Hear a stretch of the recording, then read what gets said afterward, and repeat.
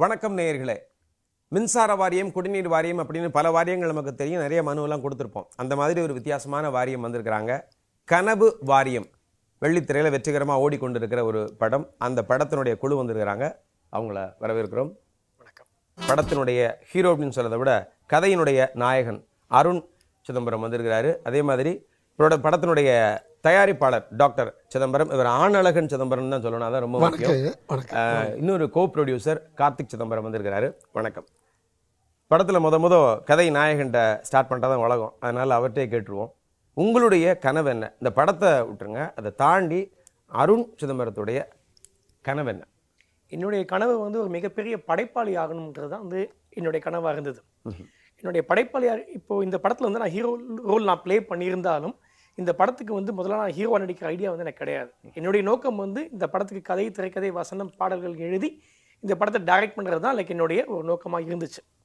எனக்கு என்றைக்குமே என்னுடைய நோக்கம் என்னென்னு பார்த்தீங்கன்னா, நம்ம எதை பண்ணாலும் நம்ம தனித்து தெரியணும் அப்படிங்கிறதுல நான் தெளிவாக இருப்பேன். ஏன் அப்படின்னு பார்த்தீங்கன்னா, நம்ம தனித்து நம்மளை அடையாளப்படுத்திக்கும் போது தான் நம்ம இங்கே நிலச்சி நிற்க முடியும். இப்போ உதாரணமாக இப்போ எவரெஸ்ட்டை தொட்டவங்க இது வரைக்கும் 1600 பேர்.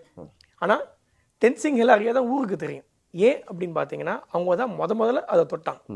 அப்படி யாரும் செய்யாத விஷயங்களை நம்ம செய்யணும்னு நினைக்கிறது தான் என்னுடைய எண்ணமாக இருக்கும். அப்போ இதுதான் என்னுடைய அடையாளம் நான் நினச்சேன். சின்ன பிள்ளைலேருந்து இப்படி தான்? சின்ன பிள்ளைலேருந்து இப்படி தான். நான் சின்ன வயசுலேயே நான் ஒன்று எழுதினேன், 8 திசையும் உனக்கெதிரா 9ஆம் திசையை நீ எழுப்பு. ஸோ ஓப்பனிங்லேயே ஒரு 9ஆவது திசையை நோக்கி பயணிச்சிருக்கிறீங்க. ஸோ உங்களுடைய கனவு அப்படிங்கிறதே படைப்பாளி ஆகணும் அப்படின்னு சொல்லிட்டு, அதனால தான் இந்த படத்தினுடைய பேரே கனவு வாரியம்னு வச்சிங்களா? கிடையாது. இந்த படத்துக்கு முதல்ல வச்ச பேர் வெளிச்சம். 1989 வெளிச்சம்ன்ற பேரில் ஏற்கனவே ஒரு திரைப்படம் ஒன்று வந்திருக்கு. இந்த தகவல் எனக்கு நான் கேள்விப்படும் போது என்னன்னு பார்த்தீங்கன்னா, அப்போ நமக்கு ஏன் இன்னொருத்த வச்ச தலைப்பை நம்ம வைக்கணும், நமக்கு வேறு சிந்தனையாக இல்லை அப்படிங்கிற ஒரு எண்ணம் வரும்போது, அப்போ இதுக்கு வேறு தலைப்பு ஒன்று பொருத்தமான ஒரு தலைப்பு யோசிக்கலாம் அப்படின்ற போது இந்த கனவு வாரியம் திரைப்படம் ரொம்ப ரொம்ப சிம்பிளான திரைப்படம் தான். நம்ம கிராமத்தில் இருக்கிற ஒரு ஸ்கூல் ட்ராப் அவுட்டு மின்வெட்டுனால பாதிக்கப்படுறான். அதுக்கு அவன் என்ன பண்ணான்றது தான் படம். அப்போ அந்த கிராமத்தில் ஒரு நாளைக்கு 18 மணி நேரம் மின்சாரம் கிடையாது. அப்போ அந்த கிராமத்துக்கு மின்சாரமே ஒரு கனவு. மின்சாரத்தை யார் தரா? மின்சார வாரியம். அப்போ மின்சார வாரியம் ஒரு கனவு வாரியம், அது ஒரு காரணம். இன்னொன்று, இந்த படம் முடியும் போது பார்த்தீங்கன்னா, இந்த படத்தில் ஒரு விஷயம் ஒன்று வரும். அதாவது லைக் இந்த ஊருக்கே மின்சாரம் இலவசம் அப்படிங்கிற ஒரு விஷயம் ஒன்று நடக்கும். அப்படி நடக்கும்போது என்னன்னு பார்த்தீங்கன்னா, இந்த மாதிரியும் மின்சார வாரியம் இருந்து நல்லா இருக்குமே அப்படிங்கிறத ஒரு கனவு தான் கனவு வாரியம். இப்போவே போட்டு தாக்குறாங்க பில்லு கட்டும் போதே. இன்னும் இலவசமாக இருந்ததுன்னா இன்னும் நம்ம ஆட்கள் ஃபுல்லாக பிஸி ஆயிடுவாங்க. ரைட், ஓகே, உங்களுடைய எண்ணம் நடக்குதான்னு பார்க்கலாம். முக்கியமாக இந்த கனவு வாரியம் அப்படிங்கிற அந்த கதையினுடைய ஒரு நாட்டு 2009, 10, 11, 10லலாம் தலைவிரித்து ஆடியது அப்படின்னு சொல்லக்கூடிய ஒரு காலகட்டம். அந்த சமயத்தில் தான் அந்த கதை தோணுச்சா உங்களுக்கு? கிடையாது. இந்த கதையை நான் ஒரு 3-4 வருஷத்துக்கு முன்னாடி அந்த கதையை நான் எழுதினேன். இந்த கதை எழுதுறதுக்கே ஒரு 1.5 வருஷம் நான் ஒர்க் பண்ணியிருக்கேன். ஸோ இப்போ இந்த கதையை ஏன் இந்த மாதிரி ஒரு கதைக்களத்தை எடுத்து அப்படின்னு பார்த்தீங்கன்னா, ஒரு மாஸ் கமர்ஷியல் மூவி எடுக்கிறது ரொம்ப கஷ்டம். இன்னொன்று, இப்போ அந்த மாதிரியான ஜானரில் இப்போ நிறைய படங்கள் வந்துருச்சு. இப்போ நம்ம எடுக்கிற படம் அதை தாண்டி தனித்து நிற்கணும் அப்படின்னா அது ரொம்ப சிரமமான ஒரு விஷயமா இருக்கும். அது எனக்குனால அது யாராக இருந்தாலுமே அது இருக்கும். அப்போ அப்படி இருக்கும்போது நம்மளை அடையாளப்படுத்திக்கிறதுக்கும் சரி, நம்ம ஸ்கிரிப்ட் எழுதுறதுக்கும் சரி, யாரும் தொடாத கதைக்களங்களை நம்ம தொட்டு நம்ம படம் பண்ணும்போது சீன்ஸ் எழுதுறது தானாக விழுகும். இன்னொன்று, ஃப்ரேமில் பார்க்கும்போது, படமாக பார்க்கும்போது அது ரொம்ப புதுசாக இருக்கும். ஸோ கனவு வாரியம் படம் பார்த்தீங்கன்னா ஃப்ரேம் பை ஃப்ரேம் ரொம்ப ஃப்ரெஷ்ஷாக இருக்கும், புதுசாக இருக்கும். அதுக்கான காரணம் இந்த கதைக்களம் தான். அப்போ அதனால தான் எனக்கு சயின்ஸ் ரொம்ப பிடிக்கும். சின்ன வயசுலேயே நான் சயின்ஸை படிக்கும் போதெல்லாம் நான் ரொம்ப விருப்பப்பட்டெல்லாம் சயின்ஸை நான் படிக்கலை. நான் மனப்பாடம் பண்ணி தான் நான் படித்தேன். இந்த கல்வி முறை எனக்கு அப்படி தான் சொல்லி கொடுத்துச்சு. நான் படித்தது மெட்ரிகுலேஷன். அப்போ கல்வியை ஏன் சுவாரஸ்யமாக நம்ம கற்றுக்கக்கூடாது அப்படிங்கிற ஒரு விஷயம் ஒன்று இருக்குது. அதே மாதிரி எனக்கு நம்பிக்கை தரது பிடிக்கும். என்னுடைய நோக்கம் என்ன அப்படின்னு பார்த்தீங்கன்னா, நான் என்னுடைய வாழ்க்கையை வாழ்ந்து முடிக்கும் போது, நான் அருண் சிதம்பரம் மாதிரி நான் வாழணும்டா அப்படின்னு ஒருத்தன் சொன்னானா அது எனக்கான வெற்றி. கண்டிப்பாக கண்டிப்பாக. இப்போ நீங்கள் சொல்லும்போது கூட நீங்கள் ஒரு வாத்தியார் அந்த விஷயங்களை இன்ட்ரெஸ்டிங்காக சொல்லிக் கொடுக்கறதுக்கான விஷயங்களை யோசிக்கணும்னு சொல்லிட்டு, எனக்கு படிக்கும்போது சொல்லிக் கொடுத்த ஒரு விஷயம் என்னென்னா, அந்த வவல்ஸ்ன்னு சொல்லக்கூடிய விஷயம் அது மறந்துடுவோம். நல்லா படிக்கிறவங்க மனசில் வச்சுக்குவாங்க. நான் பரவாயில்லாமல் படித்தவன். அதனால அவர் சொல்லிக் கொடுத்த ஒரு விஷயம் என்னன்னா, AEIOU. அந்த ஈயை மிதிச்சிட்டோம்பா, அந்த ஈ செத்து போச்சு, அதை பார்த்து சொல்கிறோம் AEIOU அப்படின்னாரு. பறக்கிற வரைக்கும் வவல்ஸ் மறக்காமல் மனசுக்குள்ளே நிற்கும். ஸோ அந்த மாதிரி இன்ட்ரெஸ்டிங்காக சொல்லிக் கொடுக்குற ஒரு விஷயத்த சொன்னீங்க. ரொம்ப எனக்கு இந்த படத்தில் பிடிச்ச விஷயம் அப்படின்னு சொல்லும்போது பார்த்தா, இன்றைக்கி இருக்கிற ஒரு ட்ரெண்டு, வழக்கமாக முன்னாடிலாம் படம் எடுப்பாங்க, எடுத்து முடிச்சதுக்கு அப்புறம் அந்த படத்துல மிகச்சிறந்த திரைப்படம் அப்படின்னு விருது கிடைக்கும். இப்ப புது ட்ரெண்ட் மாறிடுச்சு. ஃபர்ஸ்ட் நேரா விருது வாங்குறோம். குறிப்பா வந்து விருதுக்காகவே நீங்க எடுத்ததா இல்ல என்ன மாதிரியான ஒரு டாக்டிக்ஸ்? இது முழுக்க முழுக்க மக்களுக்காக கமர்ஷியலா எடுக்கப்பட்ட ஒரு ஜாலியான ஒரு சினிமா தான் கனவு வாரியம். இப்போ அப்படி இருக்கும்போது நான் ஏன் இதை விருதுக்கு அனுப்புனேன் அப்படின்னு பார்த்தீங்கன்னா, எனக்கு ஒரு கவனம் கிடைக்கணும். இப்போ நானும் ஒரு படம் எடுத்திருக்கேன் அப்படின்னா எனக்கான கவனம் கிடைக்கிறது வந்து இதே படத்தை இப்படியே ப்ரெசென்ட் பண்ணாலும் கவனம் கிடைக்கிறது கஷ்டம் தான். நான் யதார்த்தத்தை நான் புரிஞ்சிருக்கேன். நான் ப்ராக்டிக்கலாக இருக்கேன். என்னுடைய ப்ளஸ் என்ன மைனஸ் என்ன நமக்கு நல்லாவே தெரியும். அப்படி இருக்கும்போது நம்மளை கவனிக்க வைக்கணும் அப்படின்னா என்னமாச்சும் எக்ஸ்ட்ரா எஃபர்ட் வந்து ஒன்று தேவைப்படுது. இப்போ இந்த உலகத்தில் பார்த்தீங்கன்னா ஜெயிக்கிறது தான் இந்த உலகத்தில் கஷ்டம். ஆனால் ஜெயிக்கிறதுக்கான ஃபார்முலா ரொம்ப ரொம்ப சிம்பிள். 100% உழைச்சா பத்தாது. 110% நம்ம உழைக்கணும். அந்த எக்ஸ்ட்ரா 10% தேவைப்படுது. அப்படி இல்லைன்னா நம்ம ஜெயிக்க முடியாது. அப்போ அந்த எக்ஸ்ட்ரா 10%க்கான எஃபர்ட் தான் இந்த விருதுக்கான அனுப்புறதுக்கான ஒரு முயற்சி.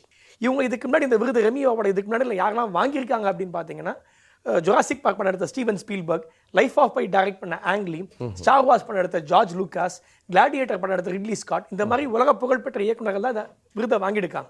அந்த வேர்ல்ட் ஃபர்ஸ்ட் ஜூரியோட ஸ்கேல் படி பார்த்தீங்கன்னா, ஒரு திரைப்படம் 80லேருந்து 84 மார்க் வாங்குச்சுன்னா அது வந்து பிரான்ஸ் ரெமி, 85லேருந்து 89 மார்க் வாங்குச்சுன்னா அது வந்து சில்வர் ரெமி, 90லேருந்து 94 மார்க் வாங்குற படம் வந்து கோல்டு ரெமி, 95லேருந்து 99 மார்க் வாங்குற படம் வந்து பிளாட்டினம் ரெமி. நம்ம படத்துக்கு 4500 படங்கள் 74 நாடுகளிலிருந்து வந்து போட்டி போட்டுச்சு. இதில் நம்ம கனவு வாரியம் திரைப்படத்துக்கு பெஸ்ட் தியேட்டரிக்கல் ஃபீச்சர் ஃபிலிமா அந்த பிளாட்டினம் ரெமி அவார்டை கொடுத்தாங்க. அதான் ஃபர்ஸ்ட் டாப்பான அவார்டு. ஸோ 95லேருந்து 99 மார்க் எடுத்து ஃபர்ஸ்ட் ரேங்க் எடுத்துருக்கிறீங்க இந்த ரெமி அவார்டு மூலமா. ஸோ வாழ்த்துக்கள்.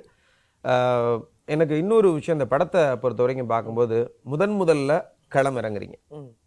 களம் இறங்கும்போது ஒன்னே ஒன்று அதில் நம்ம சிறப்பாக பண்ணிடுவோம்ப்பா அப்படின்னு இல்லாமல் ஒரு குட்டி டிஆர் மாதிரி கதை, வசனம், பாடலாசிரியர், இயக்கம், நடிப்பு இப்படின்னு எல்லா துறையிலையும் பண்ணியிருக்கிறீங்க. அதுலேயும் ரொம்ப நல்லா பண்ணியிருக்கிறீங்க அப்படின்னு தான் ஒட்டுமொத்தமாக மக்கள் சொல்கிறாங்க. ஸோ இதில் என்ன மாதிரியான கான்ஃபிடென்ட், ஓவர் கான்ஃபிடென்ட் இருந்ததா இல்லை ஒரு பயம் இருந்துச்சா? இல்லை, ஒரு சின்ன பயம் என்றைக்குமே இருக்கும். கான்ஃபிடன்ஸுக்கும் ஓவர் கான்ஃபிடன்ஸுக்கும் சின்ன வித்தியாசம் தான். எனக்கு இருந்தது கான்ஃபிடன்ஸ், ஓவர் கான்ஃபிடன்ஸ் கிடையாது. என்னுடைய முதல் படம் இது. நான் இந்த அமெரிக்காவில் வேலையை பார்த்துருந்த வேலையை விட்டு நான் இங்கே வந்தபோது எல்லாரும் என்னை கிறுக்குன்னு சொன்னாங்க. நான் படம் எடுக்கும்போது நீ கன்ஃபார்ம்டாக கிறுக்குன்னு எனக்கு சர்டிஃபிகேட்டே கொடுத்தாங்க.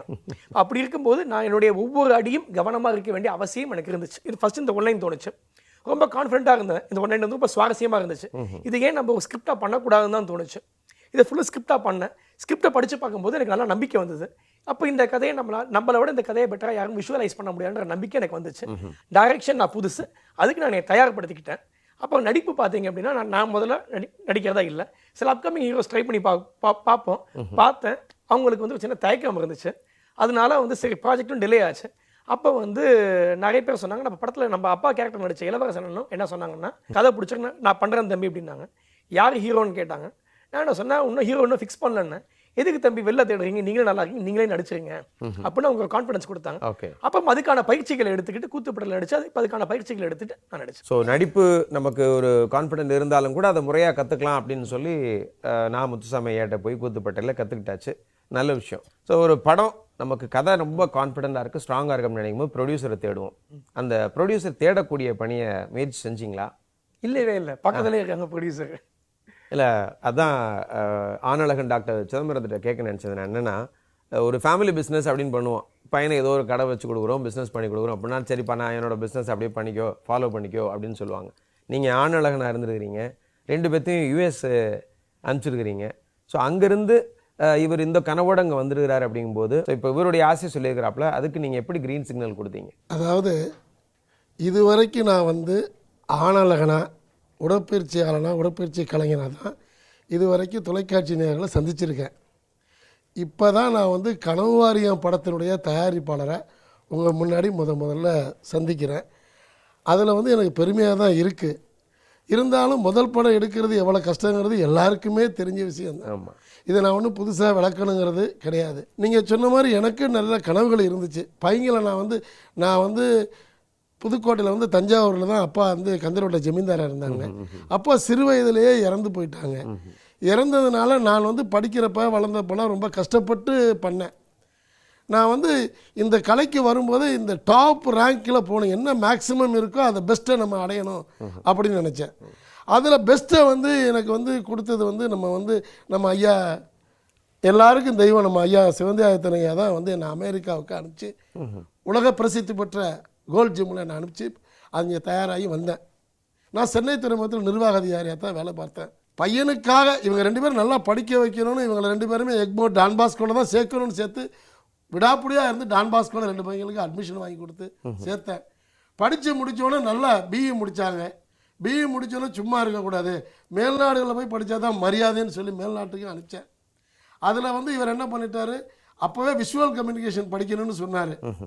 அப்போ நான் வந்து என்ன சொன்னேன், இல்லைப்பா விஷுவல் கம்யூனிகேஷன்லாம் வேண்டாம், இல்லை என்னுடைய லைன் வந்து வேறு அப்படிங்கிற மாதிரி சொன்னார். அப்போ நான் கூப்பிட்டு அது வரைக்கும் நான் வந்து 2 பேருமே எப்போவுமே அட்வைஸ் பண்ணதில்லை. குறிப்பாகவே அட்வைஸ் பண்ண ஆலோசனை வழங்கினாவே எந்த ஆட்களுக்கு இப்போ பிடிக்கிறது கிடையாது. இருந்தாலும் கூப்பிட்டு உட்கார வச்சு, ஏன்ப்பா நான் இது வரைக்கும் உனக்கு எல்லாமே இது வரைக்கும் உன்ட்ட எதுவும் கேட்டதில்லை, எனக்கா ஒன்று பண்ணு, நீ மேற்படிப்பை போய் அமெரிக்காவில் படிச்சுட்டு வந்து எதை வேணாலும் செய்ய அப்படின்னா படிக்கிறதுக்கு அனுப்பிச்சேன். படித்தார். படிச்சுட்டு என்ன பண்ணார், அங்கே வேலையும் பார்த்துட்டு உடனே நான் மெட்ராஸுக்கு வரப்போகிறேன்னாரு. இன்னும் 2 ஆண்டுகள் வரட்டுமே, கொஞ்சம் அவசரப்படாத பண்ண, இல்லை விசாவை கேன்சல் பண்ணிவிட்டு ஃபேமிலியோட இங்கே வந்துட்டார். வந்தவொடனே என்கிட்ட சொன்னார், படம் எடுக்க போகிறேன் அப்படின்னாரு. படம் எடுக்க போகிறேன். நான் கூட எனக்கு முதல்ல ஒரு ஆரம்பத்தில் ஒரு தயக்கம்தான். சரி பரவாயில்ல, இருந்தாலும் ஒரு பையன், அதுக்கு தகப்பனுடைய கடமை, அதை நம்ம செய்யணும். அவன் சொன்ன கதையும் எனக்கு பிடித்திருந்தது. சரி செய்வோம் அப்படிங்கிறது. ஏன்னா நான் வந்து ஒரு உண்மையிலேயே வெற்றி தோல்விகளை வந்து சந்தித்தவன். நான் ஆரம்பத்திலேருந்து கஷ்டப்பட்டு வந்தேன் இந்த துறைக்கு. அதனால் எதாக இருந்தாலும் உழைத்தால் நிச்சயமாக உயர்வுண்டுங்கிறது நல்ல நானே பட்ட அனுபவம். அதனால என்ன பண்ணேன், சென்னை துறைமுகத்தில் பார்த்த நிர்வாக வேலையை வந்து ரிசைன் பண்ணேன். உடனே அவங்க என்ன பண்ணாங்க, ஏப்பா ரிசைன், பையன் படம் எடுக்க போகிறேன் அதுக்காக ரிசைன் பண்ணுறேன் அப்படின்னு. ஏன்னா உனக்கு கிறுக்கு பிடிச்சி போச்சா, அவன் என்ன சொன்னாங்களோ அதே தான் என்னையும் சொன்னாங்க. அப்போ வந்து என்ன பண்ணேன், சரி பரவாயில்ல பையன் செய்கிறான் பண்ணணுங்கிறப்ப தைரியமாக இறங்கணும். இறங்குறப்ப என்னோட கார்த்தி சிதம்பரம் வந்து எனக்கு ரொம்ப துவளாமல் தடுமாற்றம் இல்லாமல், ஏன்னா என்னுடைய பணம் மட்டும் பத்தாது, இவரும் இது பண்ணி இதோட சேர்ந்துக்கிட்டு ஃப்ரெண்ட்ஸ் எல்லாம் பண்ணிக்கின்னு எல்லாம் தைரியமாக இறங்கணும். கஷ்ட நஷ்டங்கள் இருக்கும். எவ்வளவோ பல விருதுகள் வாங்கியிருந்தாலும் மக்கள் பார்த்து தர போறீங்க பாருங்க விருது, அந்த விருது தான் எங்களை மிகப்பெரிய விருதாக நினைக்கிறோம். அது மட்டும் இல்லைங்க, இந்த படத்தை வந்து எந்த விதமான தயக்கமும் இல்லாமல் தடையும் இல்லாமல் எனக்கு தோளுக்கு தோல் கொடுத்த கார்த்தி சிதம்பரம் அவர்களுக்கும் நான் நன்றி சொல்ல கடமைப்பட்டிருக்கேன். அடுத்து அப்படியே கோ ப்ரொடியூசர் பக்கம் கேமரா திருப்புறேன். கார்த்திக் சிதம்பரம், இப்போ நான் கோ ப்ரொடியூசராக நான் கேள்வி கேட்கல. அருண் சிதம்பரம் வந்து உங்களுடைய தம்பி, சின்னவர்லேருந்து பார்த்துட்டே இருந்துக்கிறீங்க நீங்கள். அவர் வந்து இவ்வளவு டெடிகேட்டிவாக சின்ன பிள்ளைலேருந்து இருப்பாரா? உண்மையை சொல்லணும். நாங்கள் 2 பேருமே ஆக்சுவலாக வந்து பயங்கரமாக சண்டை போட்டுப்போம் வீட்டில் சின்ன வயசில். இப்போ சண்டை போடுறது இல்லை, நல்ல விஷயம் அது. பட் ஆனால் வந்து பார்த்தீங்கன்னா சின்ன வயசில் வந்து சில சமயம் படம் பார்த்துட்டு வீட்டில் வந்து படத்தில் சண்டை வரும் இல்லையா, அதே மாதிரி நாங்களும் அவரும் வந்து ரூமில் வந்து பயங்கரமாக ஃபைட் பண்ணிப்போம் 2 பேரும். ஸோ ரொம்ப ஒரு ஜாலியாக இருந்தது ஆக்சுவலாக. ஸோ எங்களுக்கு வந்து பார்த்தீங்கன்னா வெரி வெரி நைஸ் ஒரு சைல்ட்ஹுட் அப்படின்னு தான் சொல்லணும். அப்போயே அவர் நிறைய எழுதுவார், நிறைய பண்ணுவார், பயங்கரமாக கடினமாக உழைப்பார். ஆக்சுவலாக என்னோட அவர் பயங்கர ஜாஸ்தி ஒர்க் பண்ணுவார். ஆக்சுவலாக ஃப்ராங்காக சொல்லணும்னா அப்படி தான். ஸோ அவர் இது மேலே பயங்கர நம்பிக்கை இருந்தது. அதுக்குரிய ரிசல்ட்டும் இப்போ நம்ம பார்க்குறோம். ஆக்சுவலாக நான் வந்து எங்களுக்கும் சினிமாவுக்கும் பார்த்தீங்கன்னா ரொம்ப தூரம். எங்களுக்கு வந்து வி ஆர் நாட் ஃப்ரம் ஒரு சினிமா ஃபேமிலி கிடையாது, பின்புலம் கிடையாது. அப்படி இருக்கிற சமயத்தில் அதோட சேலஞ்சஸ் ஆட்டோமேட்டிக்காக இருக்கும். பட் நாங்கள் அந்த சேலஞ்சஸை பார்க்காம அதில் இருக்க அட்வான்டேஜஸை பார்த்தோம். அதான் நாங்கள் அனுபவபூர்வமாக இந்த படத்தில் உணர்ந்தோம். ஒரு நல்ல கான்டென்ட் எடுத்து இப்போ நாங்கள் சும்மா தியேட்டரில் போய் படம் பார்த்தோம். ஒரு 25 டைம்ஸ் வந்து நடுவில் தியேட்டரில் கிளாப் பண்ணி ஹவுஸ்ஃபுல்லாக இருக்கும்போது ஒரு ரொம்ப சந்தோஷமாக தருது. அதே மாதிரி கடைசியில் எல்லாம் எந்திரிச்சு நின்று கிளாப் பண்ணும்போது இட்ஸ் அ குட் ஃபீலிங், ரொம்ப நல்ல ஒரு ஃபீலிங். ஒரு 2 பேருமே நல்ல பேச்சாளர்கள், அதை நான் பார்க்கும்போதே தெரியுது. ரொம்ப பக்காவாக பேசுறீங்க. ஆனால் இதை தாண்டி நீங்கள் மிகச்சிறந்த ஒரு எழுத்தாளர் அப்படின்னு உங்களுடைய பாட்டு வரிகள் மூலமாக பட்டை கிளப்பிருக்கிறீங்க. அதில் அந்த கல்லாமண்ணா பாட்டு கிறுக்கனுக்கு அப்புறம் வருவோம், இப்போ முதல் கல்லாமண்ணாக்கு வந்துடுவோம். இந்த கல்லாமண்ணாவில் பார்த்தீங்கன்னா இன்னைக்கு இருக்கக்கூடிய யங் ஜெனரேஷன் அந்த விளையாட்டெல்லாம் இருந்துச்சா அப்படின்னு யோசிக்கக்கூடிய லெவலில் செல்ஃபோனுக்குள்ளே தலையை விட்டு படுபிசியாக இருக்கிறாங்க, வீடியோ கேம்ஸ் அது இதுன்னு. ஸோ இந்த சூழ்நிலையில் அந்த விளையாட்டுக்களை எப்படி உங்களுக்கு இதில் புகுத்தணும் அப்படின்னு ஒரு ஐடியா வந்தது? எனக்கு மிகப்பெரிய இன்ஸ்பிரேஷன் என்னுடைய பையன். இன்றைக்கி இருக்கிற ஜெனரேஷன் எல்லாரும் பார்த்தீங்கன்னா செல்ஃபோன்லேயும் ஐபேட்லேயும் வீடியோ கேம்ஸ் தான் அவங்க ஆடிட்டு இருக்காங்க. ஆமா. இன்னைக்கு விளையாடணும் அப்படின்னு பார்த்தீங்கன்னா மாலுக்கு போய் வந்து நம்ம வெளில போனால் நம்ம மாலுக்கு போய் நம்ம பணம் கொடுத்து நம்ம ஆட வேண்டிய சுச்சுவேஷன் வந்து ஒன்று இருக்குது. ஆனால் கிராமத்துலேயும் சரி நானும் சரி செலவு பண்ணாமல் தான் வந்து நான்லாம் விளையாடி இருக்கேன். அண்ட் வந்து நிறைய விளையாட்டுகள் வந்து இப்போ தொலைஞ்சு போயிடுச்சு. அப்போ எனக்குள்ள ஒரு வருத்தம் ஒன்று இருந்துச்சு. இந்த பாடல் எழுதுறதுக்கு என்னுடைய பையன் தான் மிகப்பெரிய இன்ஸ்பிரேஷன். இதில் இருக்க சில விளையாட்டுகள் வந்து எனக்கு அவன் சொல்லி கொடுத்தான். இப்போ இந்த சமயத்தில் ஏன் வந்து இந்த மறந்து போன விளையாட்டுகளை வச்சு ஏன் ஒரு பாட்டு பண்ணக்கூடாது அப்படிங்கிற ஒரு எண்ணம் சின்ன ஒரு பொறி மாதிரி தான் வந்துச்சு. அப்போ இருக்கும்போது இந்த பாடல் எழுதுறது ரொம்ப சவாலான ஒரு விஷயம். இது டியூன் பண்ணுறது ரொம்ப சவாலான விஷயம். ஏன் அப்படின்னு பார்த்தீங்க அப்படின்னா சில விளையாட்டுகள் பேரெல்லாம் வந்து கொஞ்சம் கடினமாக இருக்கும். அது வந்து இந்த பாட்டு ரொம்ப சிம்பிளாக இருக்கணும். மொத்தம் 100 குழந்தைகளுக்கு மேலே இந்த பாட்டில் இருக்காங்க. இப்போ இந்த பாட்டு ரீச் ஆகணும்னா பாட்டு ரொம்ப சிம்பிளாக இருக்கணும் ஒன்று. இன்னொன்று டியூன் ரொம்ப சிம்பிளாக இருக்கணும். எது சிம்பிளாக இருக்கோ அதான் ஹிட் ஆகும். அப்போ சில விளையாட்டுகள் பேரும் இந்த டியூனுக்குள்ள வந்து உட்காரணும். இப்போ இந்த மாதிரி நிறைய சவால்கள் இருந்துச்சு. ஆனால் அந்த பாடல் வந்து மிகப்பெரிய அளவில் வந்து பேசப்பட்டிருக்கு. அண்ட் பார்க்கும்போது எல்லாரும் கொண்டாடுறாங்க. அந்த பாடல் வரிகள் இப்படி தான் போகும். கல்லா மண்ணா ஆடலாம், நாடு பிடிக்க ஓடலாம், டயரு வண்டி ஓடலாம், காலி லோட்டா எங்களுக்கு காப்பி தான், வேர்வை வாசம் சோக்கு தான், தென ஆடுனா இல்ல சீக்கு தான்.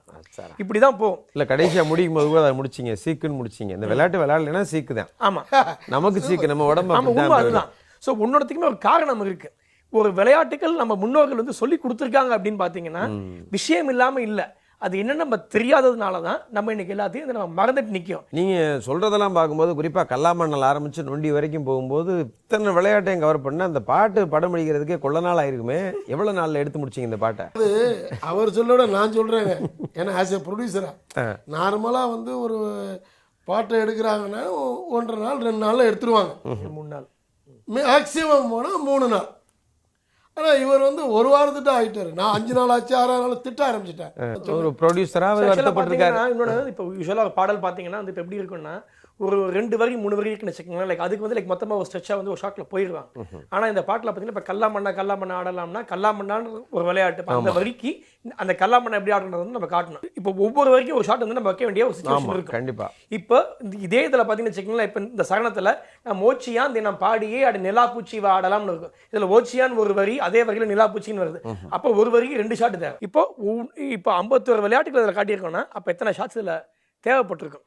சொன்னதுக்குமான லைட்டிங்கு அப்புறம் டைம் எடுக்கும். அதுக்கப்புறம் வந்து இப்போ அதுக்கான ஃப்ரேம் வச்சு அண்ட் அதுக்கப்புறம் அந்த குழந்தைங்களுக்கு அதை சொல்லி கொடுத்து வேலை வாங்குறதுக்கு டைம் எடுக்க தான் செய்யும். But it has paid off. இதை தாண்டி ஒரு பாட்டு கிறுக்கன் அப்படின்னு ஒரு பாட்டு.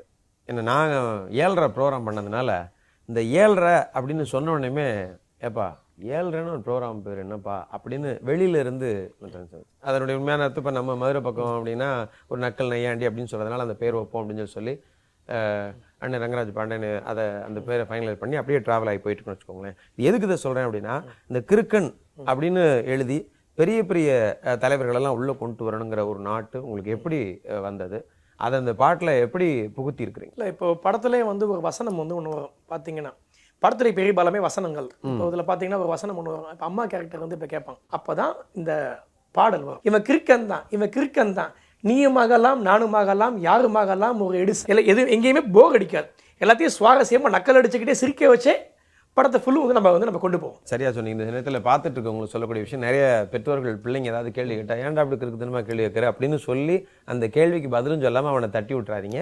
இது மாதிரி கிறுக்கர்கள் பெரிய பெரிய அளவில் சாதிக்கக்கூடிய அளவில் வருவாங்க. அதனால அவங்களுக்கு பதில சொல்லுங்க. சரிதானா? இப்போ நம்ம படத்துக்கு பார்க்கணும்னு வர்றவங்களுக்கு நீங்க என்ன ஒரு மைண்ட் செட்டோட உள்ள வரணும்னு நினைக்கிறீங்க? இந்த படம் வந்து ஒரு ஜாலியான படம். இந்த படம் உங்களுக்கு கனவுகளை விதைக்கும். இந்த படம் உங்களுக்கு நம்பிக்கையை கொடுக்கும். இந்த படம் சயின்ஸை எவ்வளோ சுவாரஸ்யமாக கற்றுக்கலாம்னு சொல்லும். அண்ட் நிறைய விஷயங்களை வந்து உங்களுக்கு வந்து போதனை இல்லாமல் என்டர்டெய்னிங்காக சினிமாவில் சொல்லியிருக்கோம். இப்போ இந்த படத்தை ஒரு குழந்தை பார்க்கும்போது நமக்கு வாழ்க்கையில் கனவுன்னு ஒரு விஷயம் வேணும், அந்த லட்சியம் அப்படிங்கிற விதை வந்து அந்த வேணுங்கிற விதை வந்து அந்த குழந்தையோட மனசுக்குள்ள வந்து விழுகும். ஒரு இளைஞன் பார்க்கும்போது என்ன ஆனாலும் யாருக்காகவும் நம்ம கனவை விட்டே கொடுக்கக்கூடாதுன்ற ஒரு வெறியும் வேகமும் வரும். பெரியவங்க பார்க்கும்போது தன்னுடைய மகனையோ மகளையோ இந்த படத்தை பார்க்க வைக்கணும் அப்படிங்கிற ஒரு எண்ணம் வரும். அதனால உங்களுக்கு இந்த படம் பார்த்துட்டு வெளில வரும்போது உங்கள் கனவை துரத்தலான்ற நம்பிக்கையும் உங்கள் கூடவே வரும். சந்தோஷமாக இருக்கவும், நம்பிக்கைகளை விதைக்கவும், கனவுகளை சுமந்து வரும், தேட்டரை விட்டு ஒரு புன்னகையோடு வெளில வரும், பிள்ளைங்களுக்கு நல்ல விஷயங்களை சொல்லித்தரவும், நல்ல விஷயங்கள் பார்க்கவும் பழகவும் இந்த படத்தை கண்டிப்பாக அவசியம் வந்து தியேட்டரில் பாருங்க. இது மிக தரமான படம். மாற்று சினிமா காவிய கனவு வாரியம் வெறும் படம் அல்ல, ஒரு சினிமா காவியம். சினிமாவுக்கான மரியாதை, சினிமாவுக்கு ஒரு மரியாதை கிடைச்சிருக்கு. நல்ல கருத்துள்ள படம், விஷயமான படம் அப்படின்லாம் எல்லாரும் பாராட்டினாங்க. நம்ம தந்தி டிவி கூட நம்ம வந்து பாக்ஸ் ஆஃபீஸில் 3வது இடத்த கொடுத்துருக்காங்க. இதெல்லாம் எங்களுக்கு ஓப்பனதில்லை. எங்களுக்கு இதெல்லாம் உண்மையில் எங்களுக்கு மிகப்பெரிய பரிசா, மிகப்பெரிய வரமாக நினைக்கிறோம். இந்த ரெமி விருதுகளாம் விட இந்த தமிழ்நாட்டில் தமிழ் மண்ணுக்கு கிடைச்ச பெருமையாக நாங்கள் கருதுகிறோம். ஸோ இந்த கனவு வாரியம் அப்படிங்கிறது நனவு வாரியமாக மாறி இருக்கு. மக்கள் எல்லாமே ஆதரிக்கிறாங்க. நிறைய தியேட்டர்ஸில் வந்து படம் பார்க்குறாங்க அப்படின்னு சொல்லும்போது சந்தோஷமாக இருக்குது. அதான் நம்ம உழைப்பு கிடைத்த வெற்றியாக பார்க்கப்படும். ஸோ இந்த கனவு வாரியம் திருப்பி தொடரணும். நிறைய படைப்புகள் நீங்கள் படைக்கணும். மக்களுக்கு நல்ல விஷயங்கள் இது மூலமாக சொல்லணும் அப்படின்னு தந்தி டிவி சார்பாக உங்களுக்கு வாழ்த்துக்களை தெரிவிச்சுக்கிறோம்.